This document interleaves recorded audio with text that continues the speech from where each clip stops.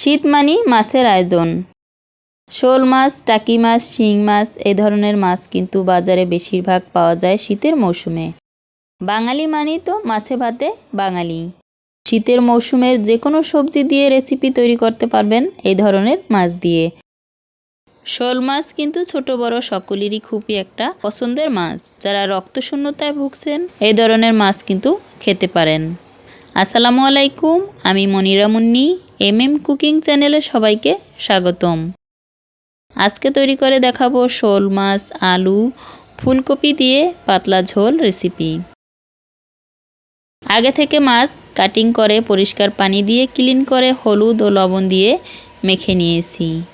চলে যাব রান্নার প্রিপারেশনে। চুলায় প্যান বসিয়ে পর্যাপ্ত পরিমাণ সরিষার তেল দিয়ে গরম করে নিয়েছি। গরম তেলে অ্যাড করে দিব অল্প পরিমাণে লবণ। এতে করে মাছ ভেজে নেওয়ার সময় প্যানের সাথে লেগে থাকবে না। আপনারা এই টিপসটা ফলো করে যে কোনো প্যানে মাছ ভেজে নিতে পারবেন।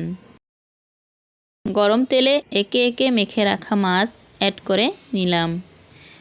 এখন হালকা আছে মাছ এক পিঠ ভেজে উল্টিয়ে নিব। এরপরে অন্য পিঠ ভেজে নিব।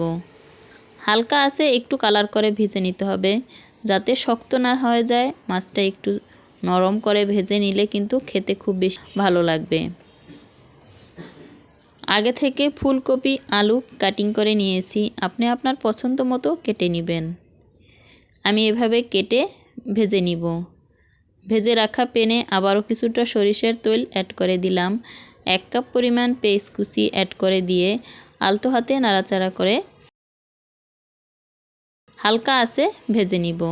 আগে থেকে পাটায় বেটে রাখা আদা ও রসুন, এখানে 3 টিস্পুন চামচ আদা ও রসুন বাটা আছে, অ্যাড করে নিয়ে ভেজে নিব।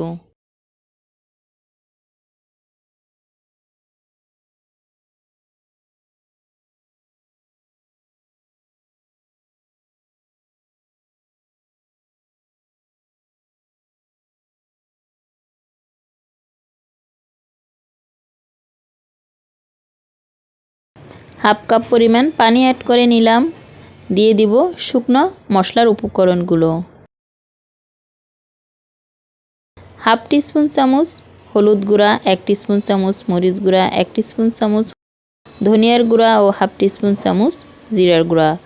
এবার সমস্ত উপকরণটা পানির সাথে মিশিয়ে মশলাটা কষিয়ে নিব। স্বাদ মতো লবণ অ্যাড করে দিয়ে ভেজে রাখা ফুলকপি ও আলু অ্যাড করে নিব। এরপরে মশলার সাথে ভালোভাবে কষিয়ে নিয়ে পরিমাণ মতো পানি অ্যাড করে দিব। যে যেখান থেকে আমার আজকে রেসিপি দেখছেন, আপনি যদি আমার চ্যানেলে নতুন হয়ে থাকেন তবে চ্যানেলটা সাবস্ক্রাইব করে বেল আইকন অন করে রাখতে পারেন। এতে করে নিত্য নতুন ভিডিও সবার আগে আপনার কাছে পৌঁছে যেতে সাহায্য করবে।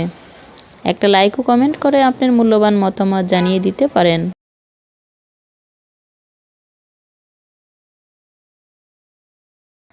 এক পর্যায়ে হালকা আঁচে কিছুক্ষণ ভেজে নিয়ে ঢাকনা দিয়ে ঢেকে আবারও কিছুক্ষণ কষিয়ে নিব।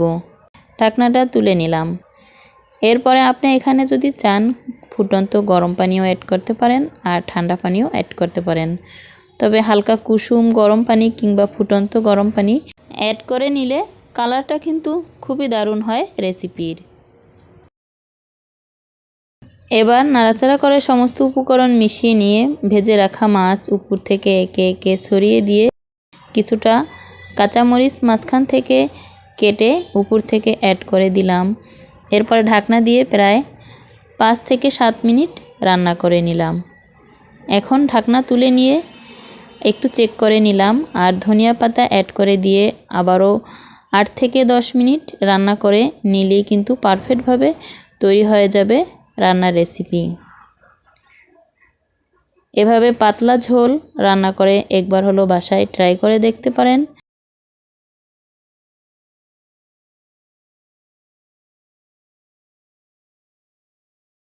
যে যেখান থেকে আমার আজকে রেসিপি দেখছেন ভালো থাকবেন, সুস্থ থাকবেন। আল্লাহ হাফেজ।